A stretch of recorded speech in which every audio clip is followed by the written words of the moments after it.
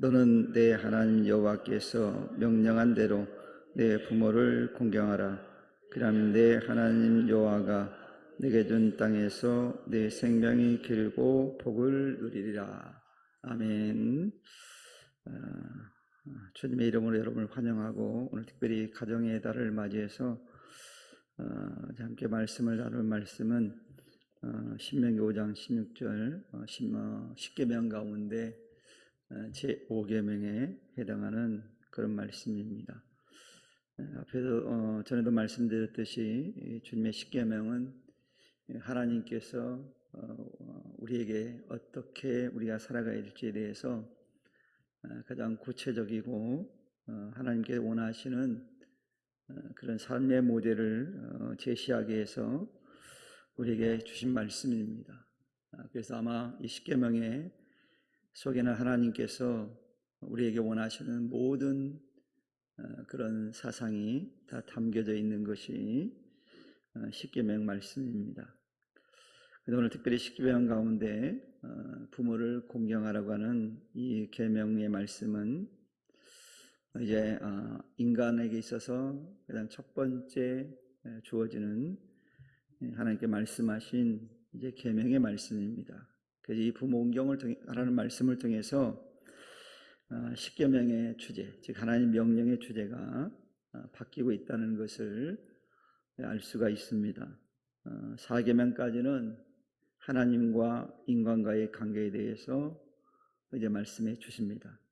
그런데 5계명부터는 주님의 백성들 간 관계에 대한 계명에 대해서 말씀하고 있습니다. 그래서 1계명까지 4계명까지는 하나님과 우리가 어떤 관계를 맺고 살아가는 것이 축복된 삶인가 하는 것에 대해서 말씀해 주시고, 또 5계명부터는 주님 믿는 백성들 간에 어떤 태도를 가지고 어떤 관계를 가지고 살아가야만이 이제 복된 삶을 살 수 있을 것인가에 대해서 구체적으로 말씀해 주시는 말씀입니다.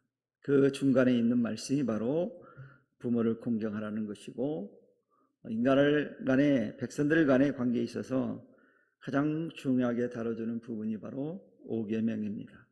그 계명의 내용이 부모를 공경하라 라고 하는 그런 말씀입니다. 그런데 이 5계명은 또 특이한 점이 하나 있는데, 그 뭐냐면 인간을 향한 계명들 가운데 유일하게 긍정적인 문장으로 말씀하고 있다는 사실입니다. 그리고 나머지 6계명부터 10계명까지는 부정적인 문장으로 하나님께서 표현을 하셨다는 거예요. 그리고 하나님께서는 이제 이스라엘과의 관계를 설명할 때 늘 어떻게 설명하냐면 아버지와 아들의 관계를 설명합니다. 하나님을 아버지라고 표현하고 이스라엘을 아들로 표현합니다. 오늘날을 따져보면 우리가 믿는 하나님을 아버지라고 말씀하고 있고 믿는 백성을 아들이라고 말합니다.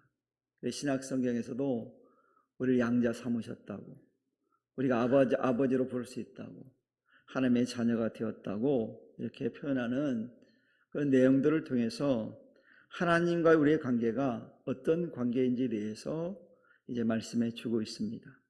그런데 여기서 중요한 것은 이 아들이라고 하는 존재는, 그 자녀들은 어떤 존재이냐, 아버지를 공경해야 될 사명이 있다라고 말씀하고 있어요. 즉 부모를 공경해야 될 사명이 자녀들에게 있다 이렇게 말씀해요. 그러면 부모를 공경하는 것은 단순히 부모님께 순종한다는 차원을 넘어서 하나님께서 우리에게 주신 고유한 사명이라는 것을 우리가 발견할 수 있습니다. 그러니까 부모 공경은 그냥 주신 말씀이 아니라 사명으로 줬다는 사명. 사명은 뭡니까? 사명이라고 하는 것은 해도 되고 안 해도 되는 게 아니에요. 사명은 반드시 해야 되는 것이 사명입니다. 그러니까 사명은 달라요. 그래서 부모 공경이라고 하는 것은 하나님께 우리에게 사명을 주셨다는 거예요. 그래서 이 사명이라고 하는 것은 반드시 해야 될 일이기 때문에 그 사명을 감당하지 않으면 어떤 일이 벌어집니까? 문제가 발생해요. 우리가 어떤 일함에 있어서 또 어떤 것을 만듦에 있어서 중요한 부품이라 중요한 역할들이 있거든요. 그래서 그 사명을 감당하지 못하면 커다란 문제가 생기잖아요. 예를 들어 자동차도 경우도 여러 많은 부품들이 있지만 다 중요합니다. 그래서 그 부품들이 자기 사명을 감당하지 않으면 고장이 나서 문제가 생기는 거거든요. 사명은 반드시 자기 역할을 해야 되는 거예요. 그래서 이 부모님을 공경하라고 하는 것은 우리 인간이라면 인간이 감당해야 될 사명이라는 것을 분명히 말씀하고 있어요. 해도 되고 안 해도 되는 것이 아니라 반드시 해야 될 일이라는 거예요. 그래서 사도 바울은 에베소 6장 2절 말씀을 통해서 뭐라고 말씀합니까? 내 아버지와 어머니를 공경하라. 이것이 약속 있는 첫 계명이니 이렇게 말씀하고 있어요. 첫 사명, 우리에게 인간을 향한 인간 간에 있어서 가장 중요한 첫 번째 사명이 뭐냐? 부모를 공경하는 거다라고 말씀하고 있다는 거예요. 그러므로 여러분, 부모를 공경하지 못하는 심령은 하나님의 뜻을 온전히 받아들이지 못하고 있는 것과 같은 거예요. 그러므로 믿는다고 하면서 부모를 공경하지 않는다면 어떤 행위를 하는 겁니까? 하나님의 뜻에 정면으로 도전하는 행위라는 거예요. 여러분, 하나님 앞에 도전하면 그 결과는 뻔하잖아요. 우리가 하나님께 도전한다면 그 결과는 너무나 뻔해요.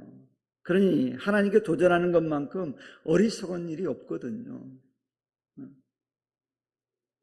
여러분, 우리가 투기 종목 가운데 요즘 어떤 어르신들은, 여자 어르신도 그 투기 종목을 굉장히 좋아하는 분들이 있다고 하더라고요. 우리 친한 목사님 어머니가 지금 돌아가셨지만 사시대 가장 좋아하는 스포츠가 뭐였냐면 이게 있잖아요. 이종격투기라고 하나요? 그거 너무 좋아하셨어요. 집에 가보면 늘 그걸 틀어놓고 계셨대요. 그래서 속으로 이 권사님이 속으로 응어지는 게 맞나 그런 생각을 해본 적이 있는데, 아무튼 이 격투기에 보면 가장 잘하는 사람이 있고 또 중간 안급하는 사람이 있고 막 이러거든요. 근데 가장 못하는 사람이 가장 센 사람이 붙으면 어떻게 될까요? 일방적으로 당하겠죠. 애들이 표현을 뭐야? 쳐맞겠죠. 쳐맞을 거예요. 그러니까 도전할 생각을 하면 안 돼요. 도전하려면 어떻게 해야 돼요? 그냥 실력을 키워야 되겠죠. 그러나 도전해야 되잖아요. 근데 여러분, 모든 걸 할 수 있고 모든 능력을 가지신 하나님께 도전하는 것은 정말 어리석은 거잖아요. 가장 강력한 분인데. 그래서 여러분, 부모를 공경하지 않는다는 것은 그러므로 하나님께 도전하는 행위이기 때문에 어떻게 해야 돼요? 이 사명 잘 감당해야 돼요. 그래서 부모를 공경할 수 있는 우리 성도들 되기를 축원합니다. 여러분, 성경에서 이 공경하다라는 단어를 살펴보니까 주님의 백성들이 하나님을 향해서 행하는 자세를 묘사할 때 이 단어가 주로 쓰였습니다. 그런데 놀랍게도요, 이 단어가 인간관계에 적용되는 경우에 부모와의 관계에서만 이 단어를 사용했다는 사실이에요. 놀랍지 않습니까? 다른 때는 이 공경하다는 말을 똑같이 써도 원어적으로 하나님께 사용하던 그 공경이라는 단어와 다른 단어를 사용했는데, 유독 부모를 공경하라는 그 말 속에는 하나님을 공경하라고 하는 그 단어와 동일한 단어를 사용했다는 거예요. 여러분, 그러니 부모를 공경하라는 말은 부모를 섬김에 있어서 어떻게 하라는 거예요? 하나님을 대하듯 공손하게 하라는 의미가 담겨져 있어요. 그러니까 우리가 부모를 대할 때, 그러니까 하나님을 대하듯 해야 되는 거예요. 마치 하나님처럼 우리가 여겨야 된다는 거예요. 그럼 여러분, 하나님께 이 사명만 줬을까요? 부모를 공경하라는 사명만 줬을까요? 그렇잖아요. 또 특이한 게 있어요. 하나님께서 부모를 공경하라고 사명을 주면서 다른 계명에는 볼 수 없는 걸 하나 더 줬어요. 뭐냐면 첨가된 축복이 있어요. 이 부모 공경에 한해서만 하나님께 첨가된 축복이 있었다는 거예요. 그 얘기는 뭡니까? 그만큼 부모 긍정에 대해서 하나님이 중요하게 다루신다는 거예요. 그 사명을 잘 감당하면 공짜가 아니라는 거예요. 사명을 하고 잘 감당하면 하나님께 더불어 축복을 주신다는 말씀이에요. 그러니 여러분, 이런 하나님의 마음을 우리 읽어낼 수 있어야 되는 거예요. 하나님은 부모를 잘 공경하는 자에게 하나님 허락하신 땅에서 매우 오래 잘 살 수 있는 것임을 약속하고 있잖아요. 장세 축복을 약속하고 있잖아요. 하나님은요, 사명을 감당하는 사람들에게는 그냥 내버려 두지 않습니다. 우리가 잘 알고 있듯이 마태복음 25장에 보면 달란트 비유가 나옵니다. 그런데 거기 보면 5달란트 받은 자, 2달란트 받은 자가 다른 거 하지 않았어요. 주인이 맡겨진 사명을 잘 감당했더니 그들에게 축복이 주어지잖아요. 어떻게 해요? 착하고 충성된 종아, 내가 작은 일에 충성했으니 내가 많은 것을 너에게 더해주겠다고 약속하잖아요. 실제로 주었잖아요. 사명이라는 게 그래요. 사명을 잘 감당하면 그 사명을 감당한 자에게는 하나님이 약속하신 축복을 주신다는 거예요. 그런데 부모 공경에 대해서 특별히 하나님께 특별하게 그렇게 하시겠다고 약속하고 있어요. 그래서 다른 계명과는 다르게 이 부모 공경에 대해서는 차별된 내용과 축복에 관한 약속의 말씀으로 말씀하고 있어요. 그러니 여러분, 우리 인간에게 주어진 사명 가운데 부모 공경의 사명만큼 중요한 게 없다라는 거예요. 그러니 여러분, 우리 마음을 고쳐 먹어야 되겠죠. 부모를 공경해야 돼요. 그런데 오늘날 우리 자신들 한번 돌아보시기 바랍니다. 그리고 오늘날 사회 현상들 한번 보시기 바라요. 부모 공경이란 말은 이제 형식적인 말에 불과한 경우가 많아요. 부모를 공경하면 인간의 삶에 너무 중요한 요소임에도 불구하고 많은 이들이 이것들을 거부해버려요. 제가 가끔 얘기하는 거지만 요즘 결혼식에 가보면 막 저는 화가 나요. 결혼식 가면 이것들이 지금 마음대로 결혼식을 막 해. 잘난 척 한다니까요. 그래서 부모하고는 전혀 상관없는 결혼식을 해요. 뒤통수를 한 대 갈겨주고 싶어요. 제가 그럴 때.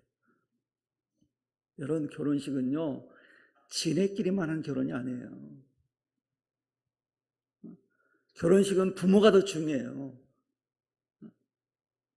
대표적인 예를 하나 드릴까? 왜 그러냐면 이 두 남녀가 누구에게 고맙다고 표현을 해요? 부모에게 표현하잖아요. 감사합니다. 이렇게 읽어서. 좋은 짝 만나게 감사. 이런 표현을 하잖아요. 그 의미를 알아야 되는 거예요. 그러니까 결혼식은 자기들만의 결혼하는 게 아니라 양가가 합쳐지는 거거든요. 그러니 여러분, 부모의 말을 청취해야 되는 결혼식을. 내 마음대로 하는 게 결혼식이 아니에요. 근데 요즘 아이들은 지네 마음대로 결혼식해. 순서로 지네 마음대로 정하고 결혼식 날짜도 지 마음대로 정하고, 물론 결혼식장이 없어서 그렇다고 하지만 그러면 지 마음대로 하면 허락을 받고 지 마음대로 해야지. 그렇잖아요. 이게 부모 공경하는 마음이잖아요. 자기가 왜 있는데, 왜 존재했는데. 근데 요즘 사람들은 부모 공경하는 걸 매우 귀찮아해요.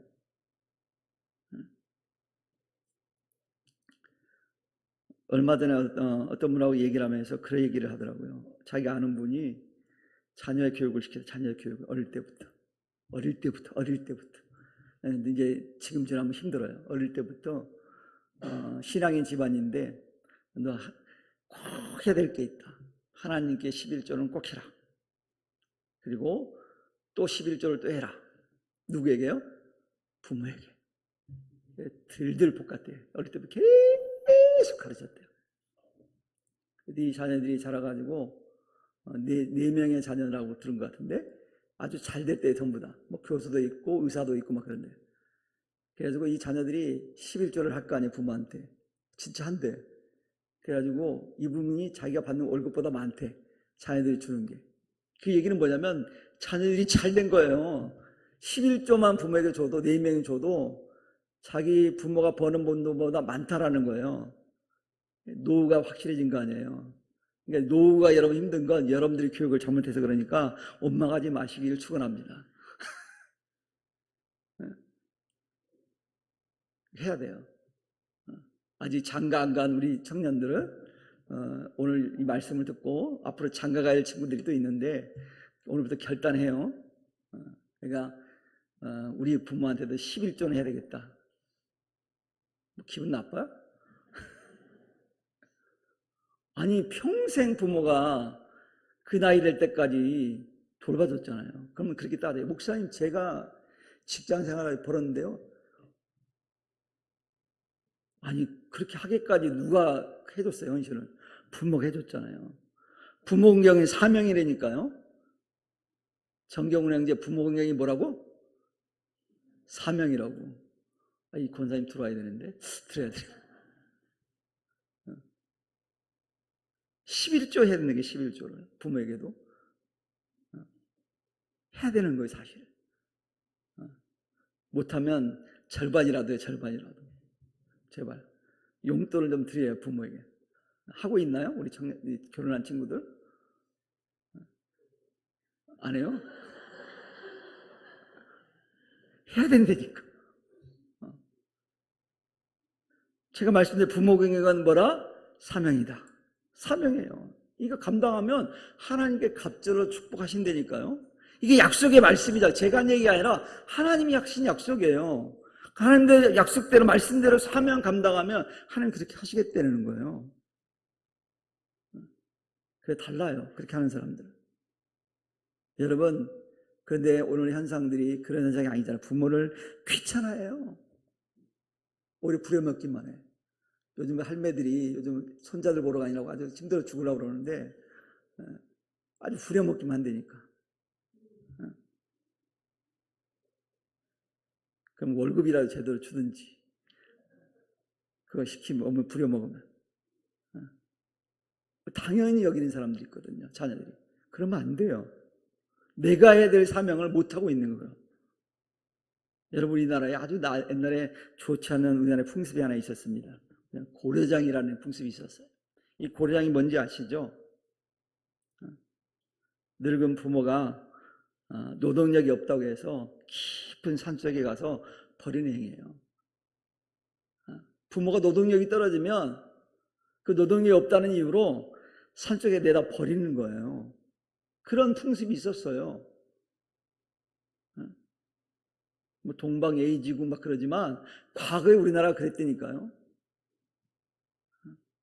인간을 해서는 도저히 해서는 안 되는 그런 행위들을 했어요. 과거에. 우리나라만 그랬을까요? 아니에요. 고대 근동지역, 오늘날은 중동지역에서도 이런 일이 있었어요. 노동력을 상실해버린 노인들이 집에서 쫓겨나서 길거리에 내몰리는 경우가 허다했다는 거예요. 이 얼마나 슬픈 얘기입니까? 마음 아픈 얘기예요. 마땅히 공경을 받아야 할 대상들이 공경을 받기는커녕 오히려 자녀들에 의해서 버려지는 사실을 생각할 때 정말 마음 아파요. 슬픈 얘기예요. 오늘날에도 이 같은 모습이 우리에게 보이기 시작해요.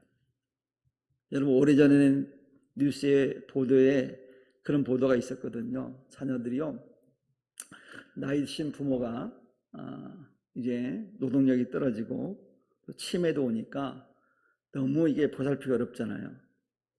그때는 내가 생각해 보니 그 뉴스를 본 게 여왕언이 그렇게 많이 발달하지 않았을 때인 것 같아요. 그래서 부모를 효도 관광시켜준다는 명목으로 모시고 가요. 외국으로, 먼 곳으로. 그렇게 멀리 가는 이유가 뭐예요? 못 돌아오게. 요즘 아파트 이름도 어렵게 지내잖아요. 부모들 못 오게 하려고. 멀리 가서 그래서 두고 오는 거예요. 이걸 어떤 기자가 취재했어요. 그런데 그 기자가 그 보도를 하면서 마지막 말에 이렇게 얘기했어요. 현대판 고려장입니다. 현대판 고려장. 그리고 그것을 모티브 삼아가지고 드라마까지 만들어졌거든요. 드라마. 근데 드라마에서는 해피엔딩으로 끝났어요. 어떻게 끝났냐면 그 드라마에서 이 자녀가 깨닫고 기독교적으로 용어로 하면 회개하고 진짜 회개했다는 건 완전히 바뀌는 거잖아요. 가서 돌아가서 부모를 다시 데리고 와서 잘 섬겼다는 내용으로 마무리 졌어요. 드라마니까 해피엔딩이죠. 안 그런 게 있었다니까요. 이런 것처럼 오늘날 어때요? 많은 사람들이 늙으신 부모를 공경하지 않고 오히려 귀찮은 일들이 발생하고 있다는 거예요. 근데 성경은 뭐라고 말해요? 성경은요, 부모 공경하지 않는 자들에 대해서는 아주 엄격하게 얘기를 합니다. 무서울 정도로 엄격해요. 부모 공경에 대해서는. 출애굽기 21장 15절에 보니까 이런 말씀이 나와요. 자기 아버지나 어머니를 치는 자는 반드시 뭐라고요? 죽일지니라. 부모를 공경하지 않는 것에 대해서는 죽이래요. 그리고 이어진 17절에서 뭐라고 되는지 아세요? 자기 아버지나 어머니를 저주하는 자는 반드시 죽일지니라. 어떻게 하라고요? 반드시 꼭 죽여야 된다는 거예요. 무섭죠? 하나님이 이렇게 센 분이에요. 부모 공경에 대해서 그만큼 중요하게 말씀하고 있는 거예요. 그리고 레위기 20장 9절에서도 보면 만일 누구든지 자기 아버지나 어머니를 저주하는 자는 반드시 죽일지니 그가 자기 아버지와 어머니를 저주하였은즉 그의 피가 자기에게로 돌아가리라 라고 말씀했어요. 신명기 27장 17절에서도 그의 부모를 경홀히 여기는 자는 저주를 받을 것이라. 그래서 모세가 이스라엘 백성들에게 마지막 설교를 하면서 이 얘기를 한 거예요. 그래서 뭐라고 그러는지 아세요? 모든 백성은 아멘 할지니라.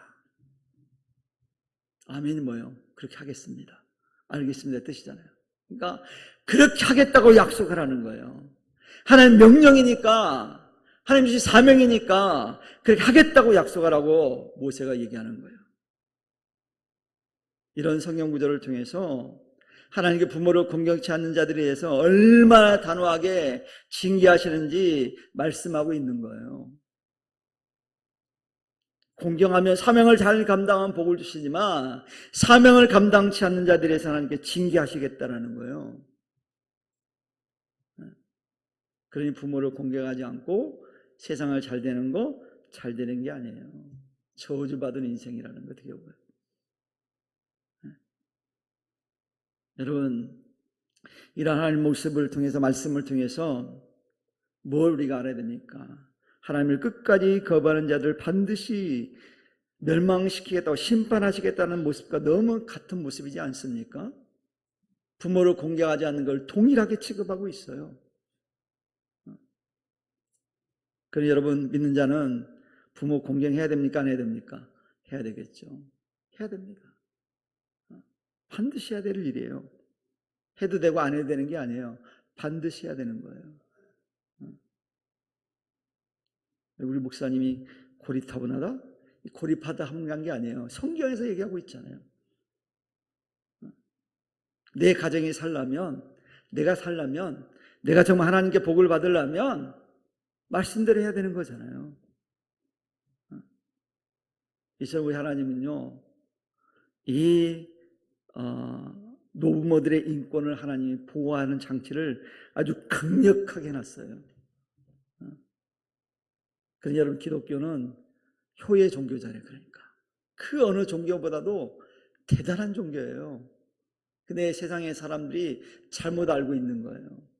오히려 다른 종교들은요, 이단들은 부모를 버리고 나오라고 그래요. 버리고.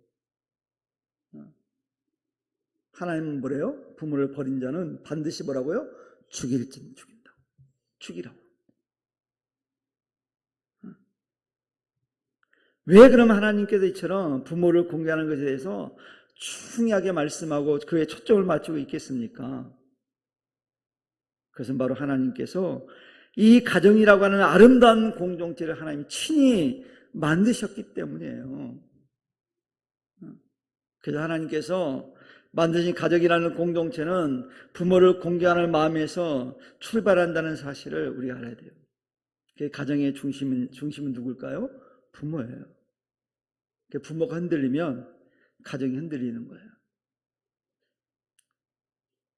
그래서 여러분, 우리가 부모가 뭐 아프고 그러면 자식들이 막 좀 그래도 부모에 대해서 사랑을 하고 있는 자녀들 어때요?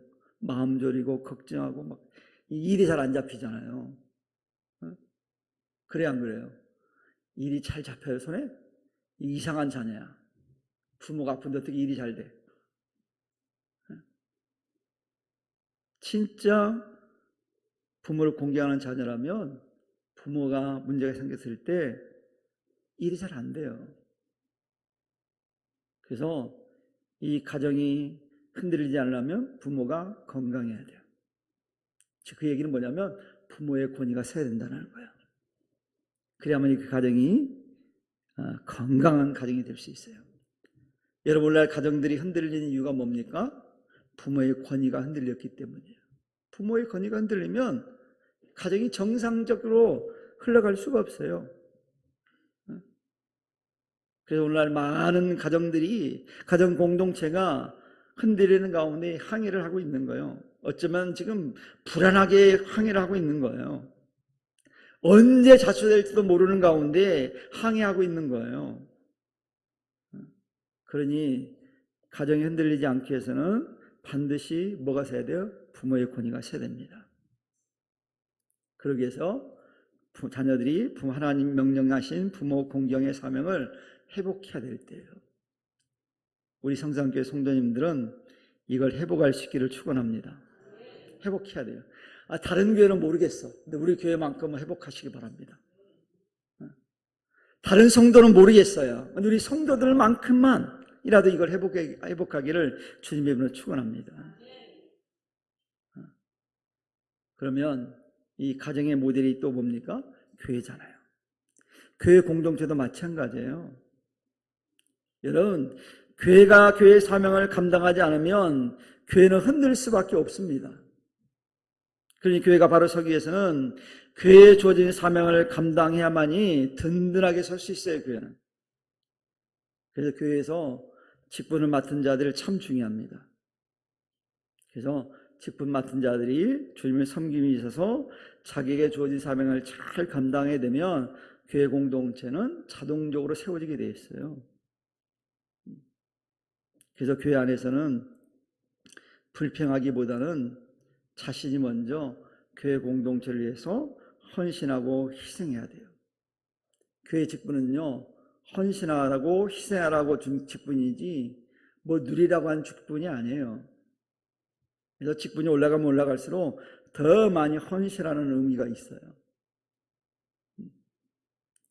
그래서 직분에 합당하게 사명을 감당하면 교회는 건강한 거예요. 건강. 그래서 직분을 잘 감당하면 그 교회는 건강한 공동체가 돼요. 그래서 보세요. 건강한 사람의 특징이 뭡니까? 탄력성이 좋은 거예요.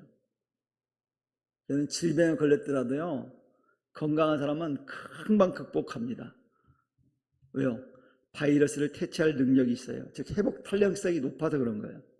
근데 건강하지 않은 사람은 어때요? 한번 감기에 걸리면 오랫동안 아파. 왜요? 건강하지 않아서 그래요. 몸에 뭔가 문제가 있기 때문에 빨리 회복이 안 되는 거예요. 그래서 연세가 많으면 많을수록 회복 탄력성이 약해지잖아요. 그래서 오래 아플 수 있는 거예요. 그러나 여러분, 건강한 젊은 사람 어때요? 탄력성이 있으니까 빨리 회복되는 거예요. 교회도 마찬가지예요. 교회가 건강한 교회는 어떠냐면 문제 발생할 수 있죠. 사람들이 모여있는 집단인데. 그런데 여러분, 건강한 공동체는요, 그런 문제가 발생하더라도 그 건강한 신앙을 가진 사람들이, 헌신한 자들이 있으면 자동적으로 치유가 막 일어나는 거예요. 하나님이 우리를 얼마나 사람을 오묘하게 만들었는지 몰라요. 그래서 회복 탄력성을 줬거든요, 우리에게. 자가 치료가 된단 말이에요. 바이러스 강한 사람들은. 그래서 교회도, 건강한 교회는 이런 자가 치료가 되는 거예요. 문제가 생겨도 금방 해결이 되는 거예요. 그런 교회가 되기 위해서는 우리가 헌신하고 희생해야지 가능해요. 여러분, 교회 공동체는 그래서 가정이 부모의 중심으로 하나 될 때 온전히 가정이 세워지듯이 교회 역시도 마찬가지예요. 교회는 누굴 중심으로 교회가 하나 되어야 될까요? 물론 주님이지만 교회 공동체 인간이니까 대표자가 있잖아요. 대표자가 누구예요? 교회 대표자가. 여러분이 억울해도 제가 대표자예요. 여러분 기분 나빠도 제가 대표자예요. 혹시 제가 뭐 대표자라는 거 기분 나쁘세요? 제가 담임 목사잖아요. 그러니까 담임 목사를 중심으로 교회가 하나 돼야 되는 거예요. 그러면 교회가 건강하게 세워져요. 근데 만약에 제가 부평성산교회 담임 목사인데 제가 흔들리면 교회가 어떻게 될까요? 막 흔들리는 거예요. 그래서 사탄은요, 교회를 흔들려고 할 때 가장 먼저 누구를 건드릴까요? 교회 리더를 건드려요, 리더를. 그럼 여러분, 우리가 신앙사람에서 사단에게 쓰임받기 원하세요? 주님께 쓰임받기 원하세요? 이왕이면 주님께 쓰임받아야 되겠죠. 사단에게 쓰임받은 사람들은 계속 교회 와서 불평과 원망과 이런 걸 토로하게 돼 있어요. 심지어는 막 담임 목사를 막 공격해요. 내가 뒷담화만 해도 된다고 그랬죠, 뒤에서. 근데 올해는 하지 마세요. 여러분이 절대 유익하지 않으니까. 여러분 신앙에 절대 유익하지 않아요. 그래서 교회가 흔들리지 않기 위해서는 담임 목사가 매우 중요해요. 하나님 그렇게 세웠잖아요. 여러분 하나님이 누구를 사랑하시죠? 여러분을 사랑합니다. 성도를 사랑합니다. 성도 정말 사랑해요. 성도보다 사랑하는 존재가 누굴까요? 기분 나빠도 담임 목사예요. 그럼 담임 목사보다 더 사랑하는 게 뭘까요? 좀 전에 얘기했잖아요. 하나님이 담임 목사보다 사랑하는 존재가 있다니까요. 교회 공동체. 교회를 하나님이 가장 사랑하세요. 그러니까 교회를 흔드는 어떤 것도 하나님 용납하지 않아요. 만약에 담임 목사가 교회 공동체를 흔들면 하나님 그 용서하지 않아요. 담임 목사를 할지라도. 하나님은 교회가 흔들리고 교회가 파괴되고 교회가 망가지는 걸 하나님 절대 원하지 않으셔요. 왜? 주님의 몸이잖아요. 주님의 몸이 망가지는 거 하나님 좋아하시겠어요? 아니에요. 그럼 혹시 여러분들이 주님의 몸된 교회 공동체를 흔드는 말을 했다면 빨리 회개하세요. 오늘 가기 전에. 그럼 하나님은 용서하세요. 너무 하나님을 사랑하기 때문에 다 용서하세요. 우리 그걸 기억해야 돼요. 제가 말씀드리는 원인을 이유를 알겠죠? 하나님은 교회 공동체를 너무 사랑해요. 그 누구보다 사랑해요. 왜? 주님의 몸이니까. 우리가 그 몸의 지체잖아요. 그 얼마나 복된 자예요. 그러므로 교회 공동체, 즉 주님의 몸된 교회를 해치는 일에서는 절대 안 돼요. 하다가도 멈춰야 돼요.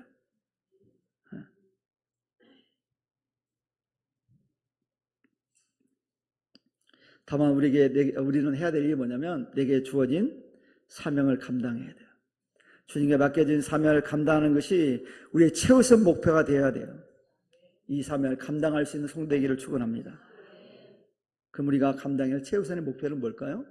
뭐죠? 제가 늘 강조해요. 교회가 존재하는 목표가 뭐예요? 그러니까 제가 또 할 말이 생기는 거예요. 맨날 잊어버리니까. 아주 강조해도 잊어버려요.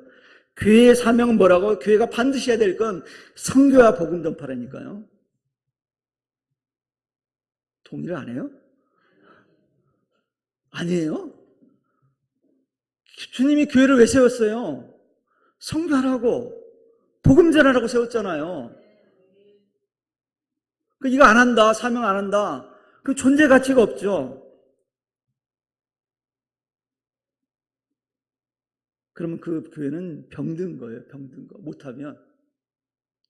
그래서 여러분, 우리 성도님 딴 건 몰라도 선교하고 전도하는 거 하지 맙시다 이런 성도는요, 하나님의 일에 태클 거는 성도예요. 자, 이거 태클 걸어야 돼, 안 걸어야 돼요? 태클 그럼 내가 다쳐. 태클 걸면 누가 다친다고요? 내가 다쳐요. 좋은 예가 있어요. 이스라엘이 그걸 이스라엘 역사가 증명하잖아요. 하나님이요, 이스라엘 백성들을요, 선민 삼으셨어요.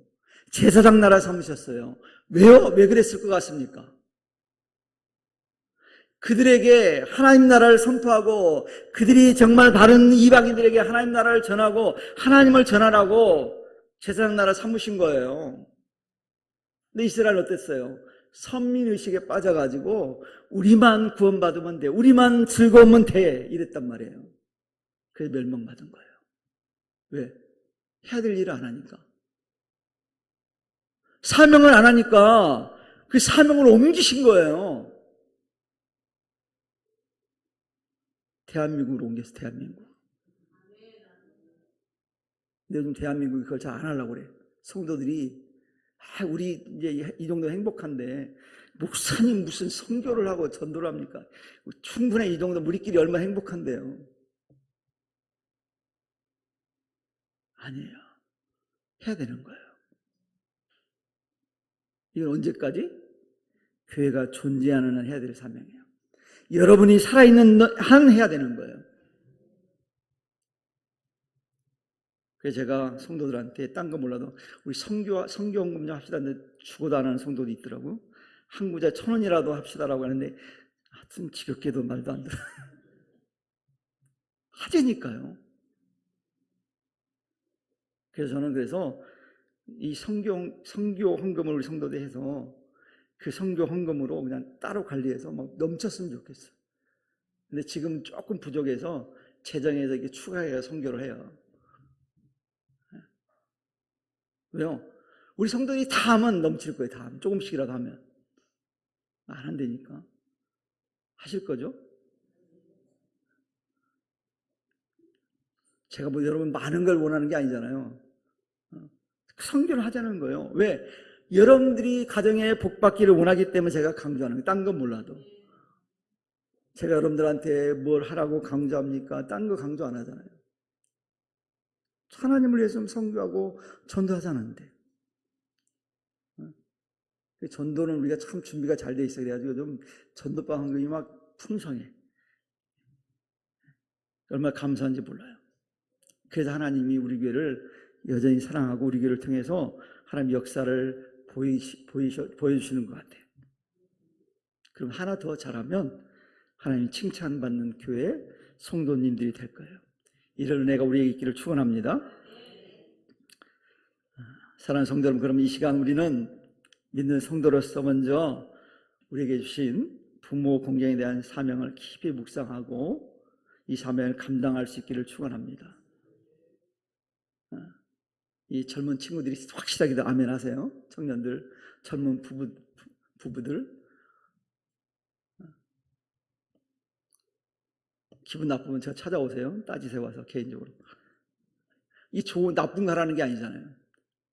나쁜 짓 하라는 게 아니잖아요. 그리고 우리 육신적인 부모뿐만 아니라 참된 우리 아버지가 되신 하나님을 참으로 경외하고 섬길 수 있는 은혜가 있기를 바랍니다. 이런 사명자의 마음으로 하나님 앞에 나아갈 때 하나님 우리를 귀하게 쓰실 거예요. 그리고 하나님께서 그런 자들을 축복하실 거예요. 그리고 그런 성도들이 모인 교회를 하나님이 건강한 교회로 세워갈 겁니다.